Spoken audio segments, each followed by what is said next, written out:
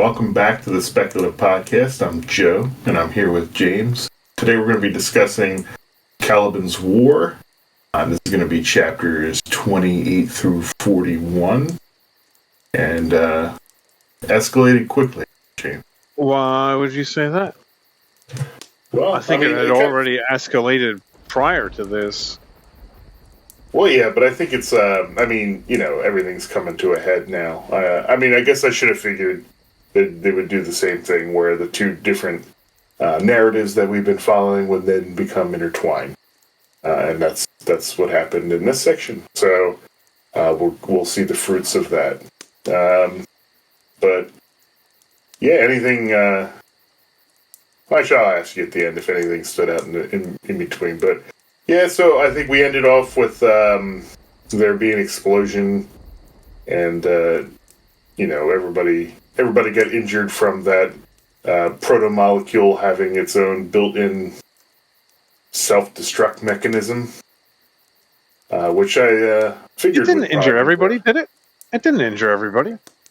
It injured Prax and it injured Holden. For sure. Holden, I think, had his knee crushed and then crushed again. But, yeah. Holden did confront Johnson, just like I knew he would. Does that bother you? Yeah, because, it was a good ally, and he kind of screwed everything up. But that's kind of what happened. So, the Rossi arrives at Tycho Station, and, Naomi's pissed off because he's still acting like Miller. The word you want is dick. No. Yeah, so he's acting like that, and she just leaves the ship. That's when he goes to Fred and demands Fred tell him. Which is funny, too, because, Fred hands his ass to him. Yeah.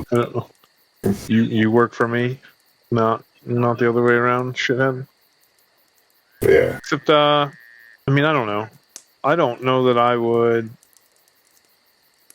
from the outside, I don't know. I wouldn't have been surprised if they had done something to implicate Fred in it for the sake of the narrative. So, I have a reader point of view, but I don't know that I would have thought any differently than Holden, honestly. Yeah. You know he's the only person you gave that shit to, and suddenly it's out there. Now, I don't know that I would have assumed that that was the only version of it, but definitely for sure. You can't rule him out. Well, how'd you feel about Fred's reaction where he basically, full on just attacked him and said, I don't have to tell you shit. This is insubordination. You're always continuously insubordinate. But then on the way out says, no, I wasn't involved. Just for a second. How do I feel about it? You didn't technically have to do that. Now, he could have sure. And on the one hand, this is insubordination. Yeah, well, it's not the military anymore, so suck a dick, buddy. But I employ you. Well, then fire him, which he does. But yeah. To think as a character where we read that short story in between the two books, right? And you saw his thought process there and how efficient he is. And then for him to go from that character to Fred the politician / employer to think that you're just above reproach, fuck off. It's not even realistic. Yeah, I guess. Well, I wonder, do you think we'll see him again? I can't imagine why we wouldn't. Yeah, for sure. Because I don't think we're seeing him again in this book. Three. But I wouldn't even be surprised if he makes an appearance in this book. Because again, he's one of the big three. So That'd be like expecting not to see any more Martian politicians. Yeah. Well, actually, it took a turn that I wasn't expecting. I thought that they were going to get all depressed about how they lost that connection, but then they acted like it was freeing them up. So, I mean, I guess I should have seen that coming, but it caught me by surprise. I thought like everybody was going to be pissed off at them for costing them their steady income, but and this kind of leads to the Deus Ex Machina thing that I'll get into later. I don't know if it bothered you. I mean, it doesn't bother me, but it was just like, I mean, I guess. And actually, you know, we'll just get into that now. Or Prax is trying to. Let's just get into it now. Might as well. It's not like there's much in between that because I think this happens right after that. But Prax is trying to raise money to search for May, but he can't afford anybody. So Amos is. I mean, Amos did the Amos thing that I thought he was going to do, where he's like, "What the hell are you doing? We're finding it," which I always appreciate. But yeah, I think and then Holden did his broadcast thing that he always does. But yeah, I wasn't expecting. I think that within hours they got hundreds of thousands donations, right? Yeah, but that speaks. I don't know. And I mean, I don't think that's any different than if you look at current world events, right? So that you didn't. That was no Deus Ex Machina to you. No, not to me. Like, I mean, on the one hand, you'd be like, who would think to do that? But legitimately, the Rocinante has been doing it over and over and over again. So who would think of it? Definitely them. And then for people to be sending, like, we constantly, especially here in the U.S. currently, oh, look, this asshole was killed by some shithead cop. Everybody, let's pay for the funeral so that the family has no costs.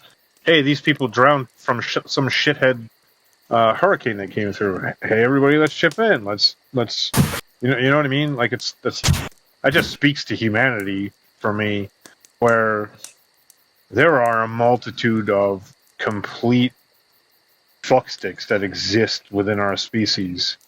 But the vast majority of people, once they really take a look at it, just want to live and help other people just be alive. Like, I don't have to be a fuckstick. The fucksticks are just the loud ones. They stand out the most. Yeah. But they're definitely the minority of the species. Yeah.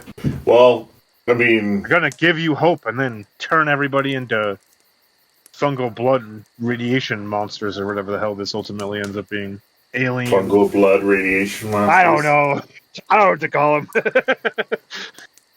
Nah. You know what I mean? Though, like, I don't know. Yeah, I don't know.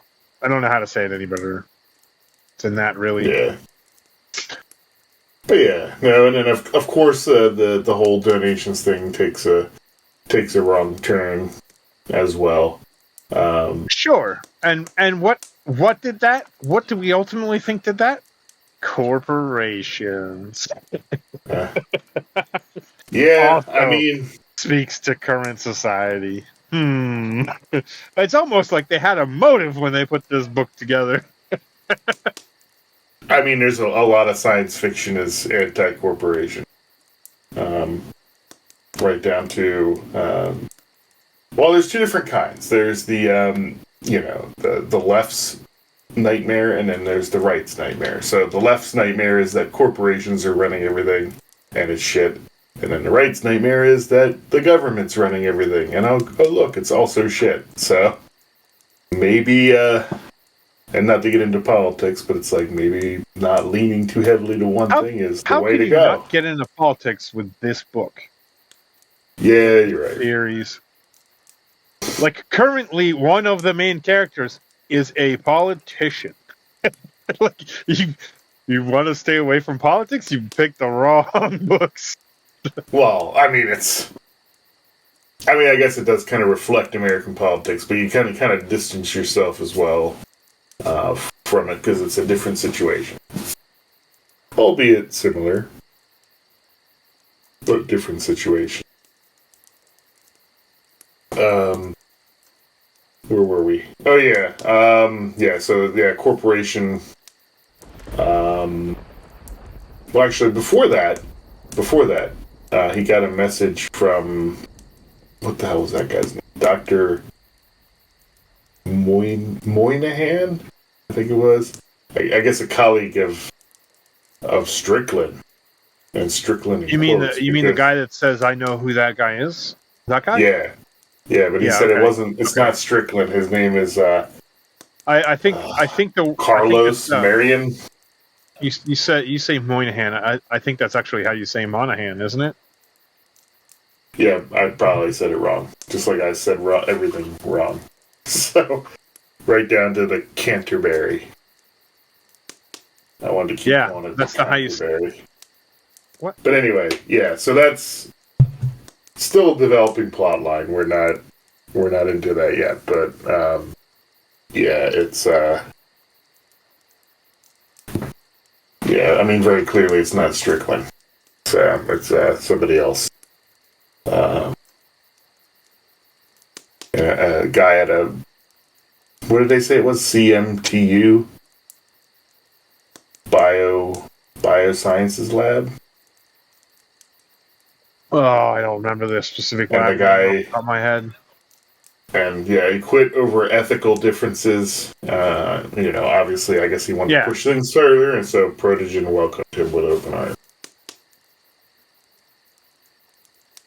That's what sounds 100% weird, though. We quit over ethical differences because the company was more ethical than the employee. What? Exact opposite of everything I've said so far. Damn it. Well, I mean, whatever companies stand for are usually more ethical than the CEO. So. Yeah, this guy wasn't the CEO, though, or those people would be fired. They wouldn't be driving him out and to a new company. Yeah, fair enough. Well, before we get to his ex-wife screwing him over, or maybe she was forced to at some point. We don't know. She didn't seem like a good person either way. Or at least from the book's perspective, doesn't. I don't know. I don't want to make that statement, right? I definitely think she's a bitch, but for doing that, she didn't want to have anything to do with her daughter. That's why they're not. She just left the whole family. I guess. What's that? Was it her not wanting anything to do with her daughter, or not wanting anything to do with Prax? I think both. I mean, because he had that conversation with her ahead of time before that, because he was asking her for the money. You can clearly see that Prax is a character who hyper focuses at the expense of almost everything else, right? Yeah. And so, I mean, if it's not being happy in that situation, then you flee. Like, she was willing to send him money first, and then I'm willing to bet. Like, I mean, I don't know. I would assume maybe it's too small of a detail for the books to ever touch on it. I'm willing to bet someone like Protogen just came in and then just threw a lot of fucking money at her so that she would misdirect away from whatever it is they have going on. You know what I mean? So you think she was bribed with money and not blackmailed? Yeah. I almost think, right, that it's not just bribed with money and not blackmailed. It is bribed with money and blackmailed, right? So, like, if you don't take this bribe, we're gonna fuck you into the ground. Just get ready for it. So take this and be happy with it, or take nothing and should beware. Yeah. Well, either way, I mean, that definitely drove the plot, or at least a little Yeah. bit. But before that, I think they looked at a lot of data. Um, so I think the conclusions that they were coming to, and actually, it turns out that I think they think that there's two monsters. So they think the original one that we saw in the beginning of the book died, and what kind of happened is they think the human immune system is fighting back against it, so it's not lasting as long as they would like. So they're kind of hypothesizing that May's immune system issue could Make her make her more last longer or prevent the self-defense mechanism. yeah, thing. either prevent the self-destruct or just make her a better mutation. Mutation? Yeah, I guess mutation is probably right. Yeah, so apparently the bomb that happened was It's like actually a control mechanism. yeah. Sorry. But I guess it eventually adapts and ejects the bomb. So, but it becomes dangerous before then. So I think you and I were speculating before if that was the same monster or not, but they kind of pretty much. Oh, the narrative kind of confirmed that it was two different monsters. Does he look at tariff records? I think, and that's how they find that they must be on, or must be coming from Jupiter's moon Io. So I think that's where they're heading now, right? It's where yeah, sort of. I mean, you got the whole last couple of chapters there where maybe it's not where they're going, but I don't think I think it was kind of those records, but it was more so what it was the ship's logs on what the ship was supposed to be transporting versus not, and then the destinations that it went to coupled with those records. So it was like several different layers of documentation that lead them to believe, because this is the home registration of that ship, it's the only place it could go. I must have missed that part. I don't remember there being any doubt that they're heading to Io. It's not that there's doubt, but it's like obviously they're being followed by the warships now, who are ready to take them out. That's where it ends. Yeah, we'll get to that. But I mean, that's doubt to me. Remember when I told you could tell me I was wrong because I didn't know the game I was playing? Well, now you can tell me. I mean, we expect that they'll survive, right? But realistically, we don't know, and we don't know for sure that they're going to make it to Io. But yeah, I guess that's when they're about to leave, and then that's when the whole his ex-wife Nicola says that he's raping her and her daughter.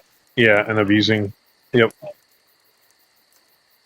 He gets sympathy from Amos, but Amos flat out. I remember Amos said I just want to check to make sure if you're telling the truth or not. And he's like, so if I really did do that, you would be okay with it? He's like, no, I would have snapped your neck.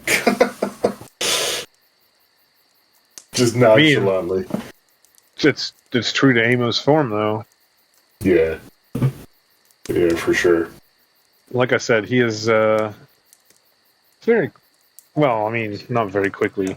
He probably has been my favorite character the whole time. He's reaffirming himself for me. Yeah, I know you were kind of nervous, or I feel like he lost you when we read that short story. But I feel like it didn't take anything away. I don't think the short story took anything away. And if anything, you could argue that the short story makes this particular piece of this story more compelling, right? Because they touched on it a little bit. Holden listens to the private conversation that they're having and goes, "Oh shit." Yeah, and I think unlike this time. I think there's actually just one short story in between books 2 and 3, which, I want to continue doing that because I feel like it does give us insight. I think that short story is called Gods of Risk or something like that, but, we'll read that. Who does that touch on? Do you know offhand? Sure. Nope. Okay. Just look at the I'm going into it fresh, but obviously we're gonna finish this story first, and then do that, and then we'll get into book 3. But I think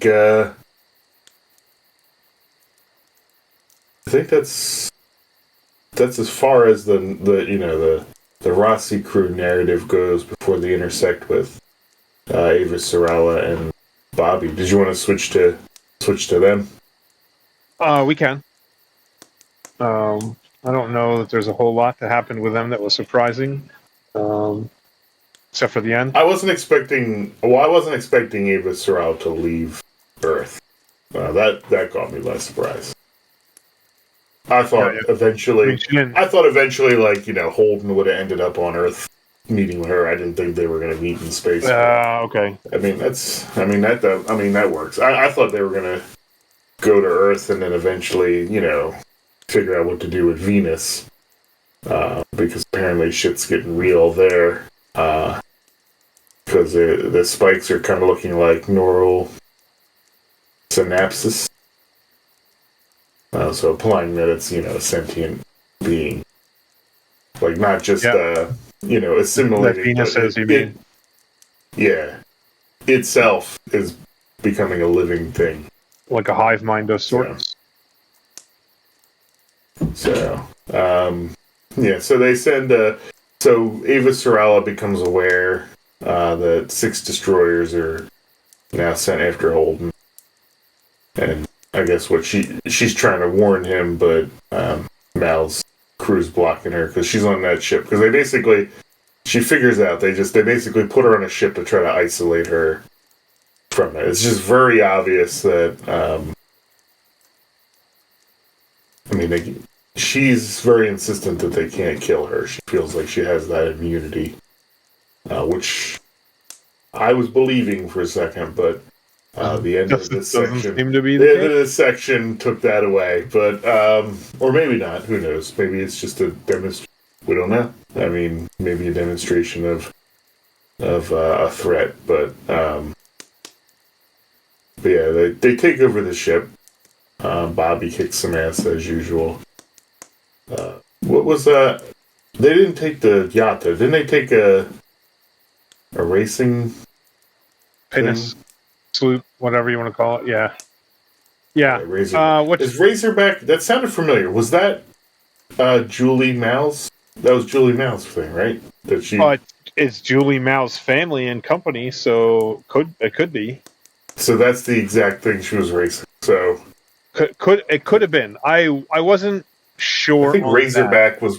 I think it was mentioned by name in the first book, but they nonchalantly mentioned it in this book. So, I guess the authors were just like, maybe some people go, hey, but yeah. So they meet up. Well, actually, before that, I guess maybe back to Holden. What the hell was that thing where he, that seemed like such a waste of time, where they asked to take a vote to keep him the captain, and then they keep him the captain? It's an attempt to put his character back in place. No, that's purely a reset button. Yeah, to put him back to being more like the character you would expect him to have been in the first book, and less like the character that they had developed through the first half of this book. It was kind of meh. That's one of those, oh, look, instant character growth kind of things, which, was it growth or revert? Because he was growing, I guess he was growing. The reversion is growth, recognizing that you're fucking up, and, or that the people that are around you think you're fucking up, and that it's time for you to go back to what you were. That is growth of a sort. Yeah, I suppose. It's improvement over what they want, right? Yeah. Would you not consider that growth? I don't know. I mean, I guess I wasn't thinking of it in terms of. I was thinking of it like linearly, like he's gone backward. So I wasn't sure, but I don't know. Maybe there'll be maybe remnants of it. We'll see. But I mean, we have to kind of count on him to grow and change because I feel like being the ancillary characters, Amos and Naomi, and they're not going to really change much. I feel like throughout the series, they're going to be. I don't think anything's going to, and especially not Alex. I don't think they're going to have any character growth. I think they're just going to be there.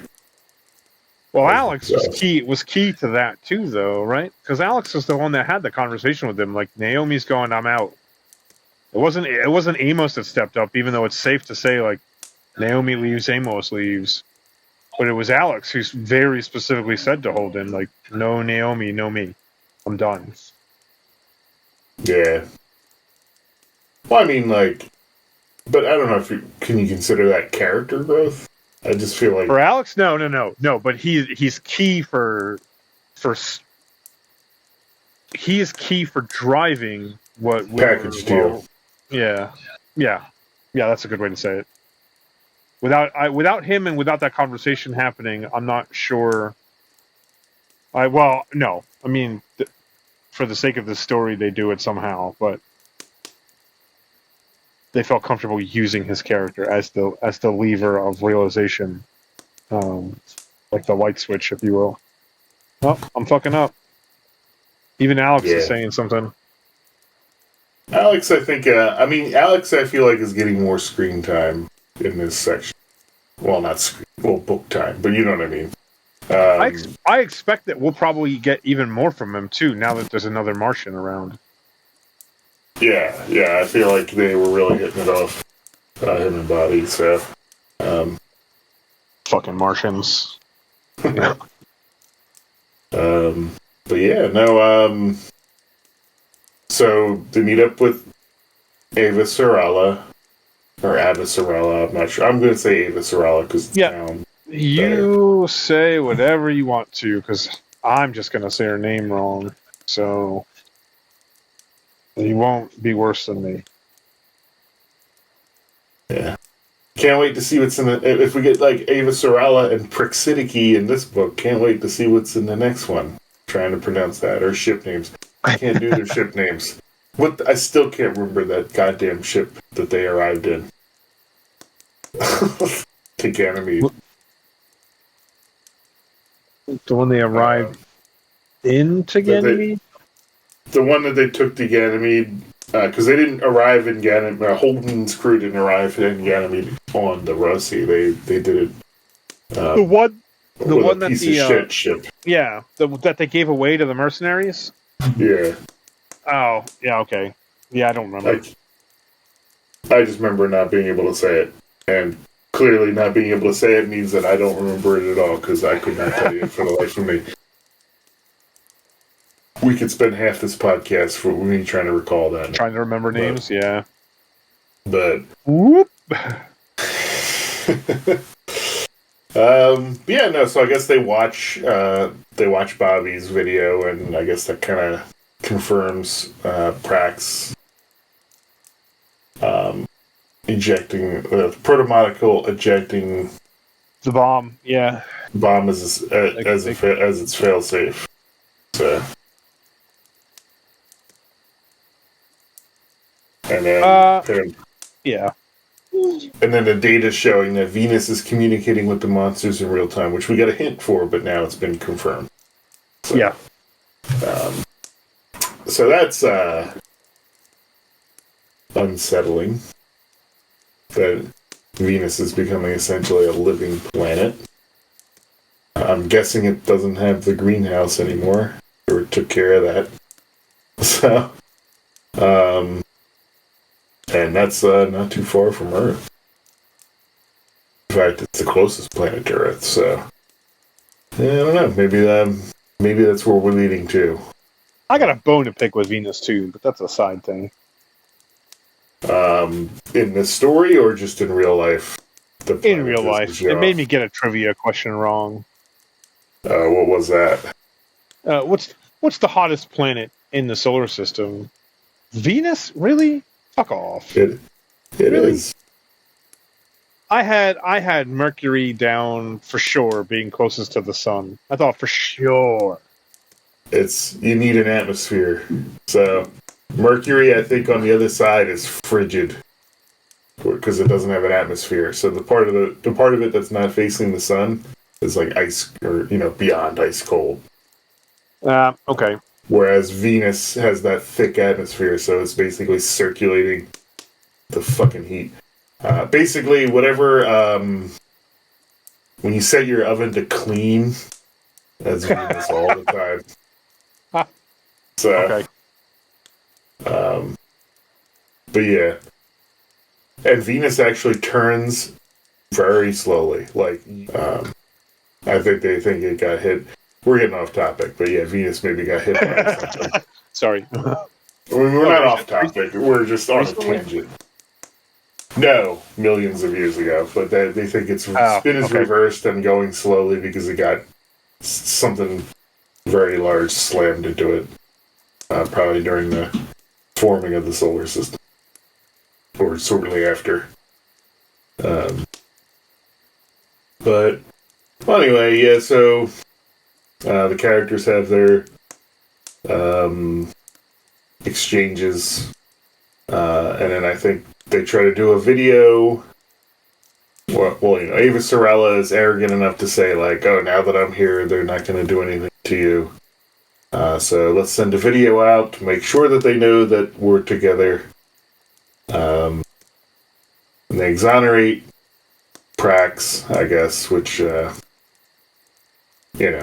people, not everybody's going to believe that, but at least, I guess the people that he's immediately dealing with are not thinking of that anymore. But, yeah, so they show the video, and in response, after she sends it to Aaron, right, instead of pulling back, I think this is where our section ends. Instead of pulling back, they speed up, coming to them even faster. So yeah, and then that's where it ends, where they're like, "Well, shit." So interesting to see how this ends. Do you think we're getting to Io, or do you think this is? Well, that's what I was saying. It's like you were don't take Io as the destination for granted, because they may not make it. Or do you think it's going to be in the next book? I don't know. I imagine at some point they have to have an interaction with Venus. Does that happen in a place like Io? They find all the subjects without immune systems, and then they have some kind of interaction with Venus creatures. Maybe, or maybe Io ends up like we expected Eros to end up in the last one, and they just blow it out of the fucking sky, and then, well, I guess not out of the sky, but you know what I mean. And then we get that interaction somewhere else. I think the fact that they keep pointing back to Venus is important to an extent, because that's where home base essentially is going to be for this thing now. But it just feels like the fact that they keep going back to it over and over and again, and it's such a driver, is that at some point there has to be an interaction, either between Mars, Earth, and Venus, or between the Rocinante crew and Venus. Like, at some point, Venus is going to be a player. It has to. Yeah. It doesn't make sense at all. Yeah, I mean. So I would imagine that if we get an Ios interaction, it's going to be along that route, where it just Ios ultimately is the foil for making that happen. Well, I mean, it's a big solar system, so there's plenty of places to go. I don't think they're going to ever go. I mean, from what I'm understanding, is they're trying to be. Their whole point of this is to, not be full space travel and just within the solar system. So I don't think they'll ever go outside the solar system, but there is 9 books, so maybe they will, but we'll see. Yeah. So, do you think any people are on Venus? Or do you think they were just obliterated when Eros crashed? Well, I mean, because there's how many people? Tens of thousands that were infected on Eros, and then including Miller. No, and no. If you're like people as we define people, no, they're toast. I think they're. You think they're all gone? So you think Miller's gone? Julie Mal's gone. Part of one hive-minded meat paste creature? Probably. That's where I would expect. You know what I mean? Yeah. Meat paste. Yeah, well, it's when they were describing it before, it's like, oh, here's an arm. Oh, there's an arm. Oh, look, this thing's got 5 hands on one elbow. Like, oh boy. Like it just takes pieces and Yeah, it's like the Fallout creatures. yeah. Yeah. Well, some of them, but yeah, not the zombie bears. But like it's I don't know. Wasn't there one plant in Fallout that had like fingers for in its mouth? Like, instead of like what the hell would you call them? That whales have when they're breathing or when they're bringing in krill. What are those hairs called? Baleen? Yeah. What are those hairs called? Well, whatever. In Fallout, I think they had one, but instead of the hairs, it was like human fingers. So, yeah. Someone watched the show. Yeah. No, I haven't seen the show yet. I thought that was in the. I've seen it somewhere. I wasn't sure if it was in the game or. But it's not it's not a whale. I thought it was a giant frog. Yeah, I mean, I think I saw a trailer or something. But, anyway. Yeah, so, I mean, overall, pretty good section. I do like the way this is going. The action intensified. The Rocinante crew, they're gathering allies. I mean, that might be just where the final battle is. I think the final confrontation might be on Io, but we'll see. But we got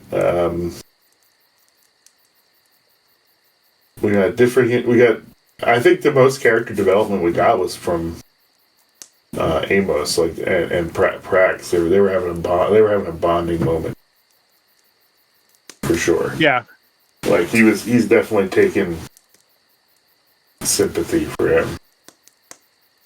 Well, yeah, but I don't think that's growth on. That doesn't feel like growth on Amos's end to me.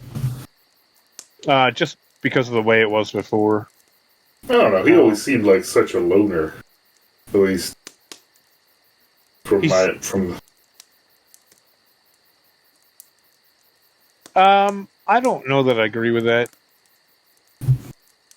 What, him being a loner? Or?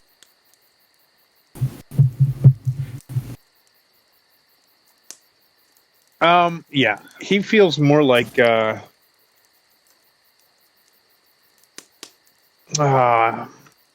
don't even know if there's a term for it. I don't know. I wouldn't say he's a loner. Just avoidant, and he's not like confrontationally avoidant, just people avoidant. And maybe the short story is what makes me feel like that's him. I don't know. Yeah. Well, I think, maybe the short story kind of gives us more context of sympathy for him, whereas we might not have had that, I guess, prior. Because he's, he was supposed to be played off as like the stoic, I don't give a shit about anything, even more so than Han Solo.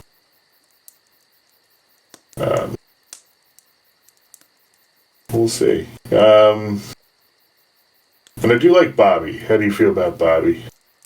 I like Bobbie. I think Bobbie is a variant of Amos. They're the same sort of character. Amos I is don't just remember. I don't remember much interaction with them yet, other the than a only few interaction that sentences comes here. to mind, yeah, the only main interaction that comes to mind is when she boarded the ship in her armor, and he was like, "Oh," and put his gun away because it wouldn't have fucking mattered. I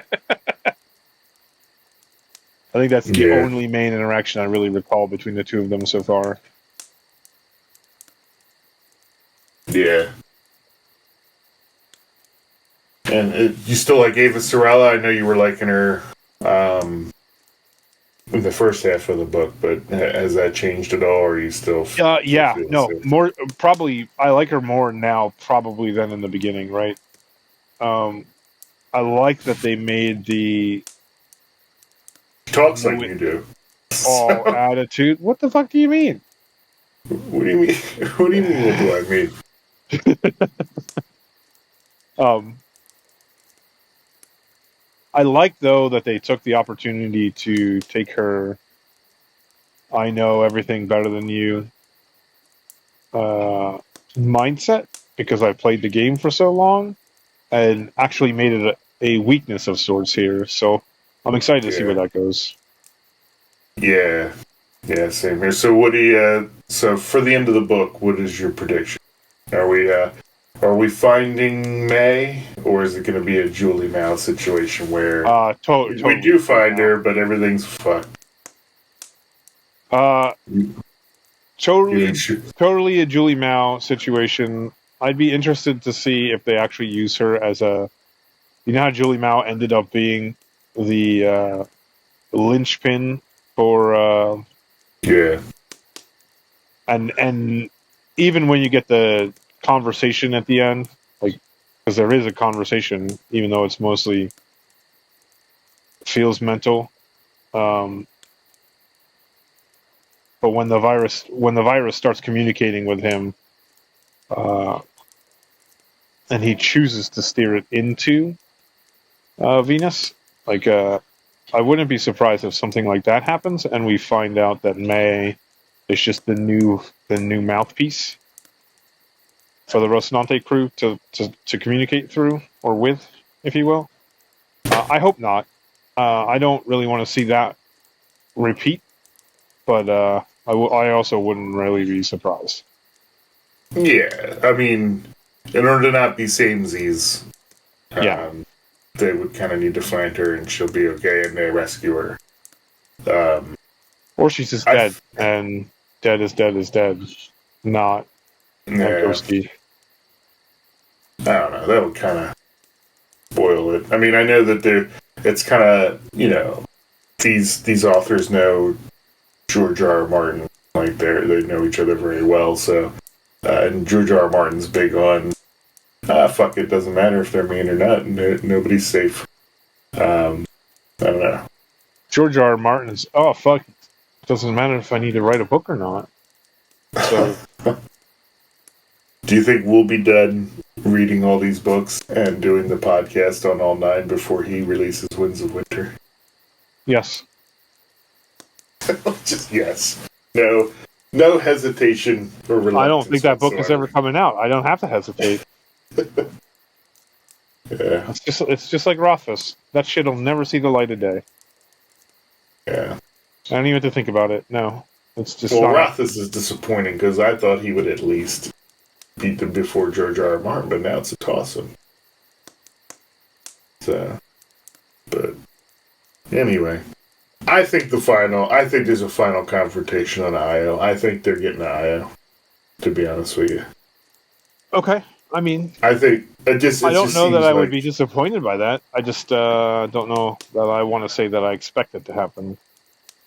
I'm just kind of curious how they depict Io because Io, I mean, I'm sure they'll depict it as it's supposed to be, but I'm just curious how it would be settled because it's like a sulfuric acid volcanic hellscape. Not as bad as Venus, but not Oh, necessarily someplace you'd like to settle down. So I'm just curious to see how in the future we. Sounds exactly like what this thing likes. Yeah. Or at least accepted and dealt with. I don't know if it chose Venus. I think it just, dealt with it. But yeah. Any other thoughts before we wrap it up and then move on to the end of the book? Are we going to the end now? I get to finish this one out? Yeah, we're finishing it out and reading that short story of the what is it? Gods of Risk. Yeah, so excited to see where this goes. Yeah. All right. Well, join us next time for the rest of this book, Caliban's War, and we'll be excited to talk about how that concluded.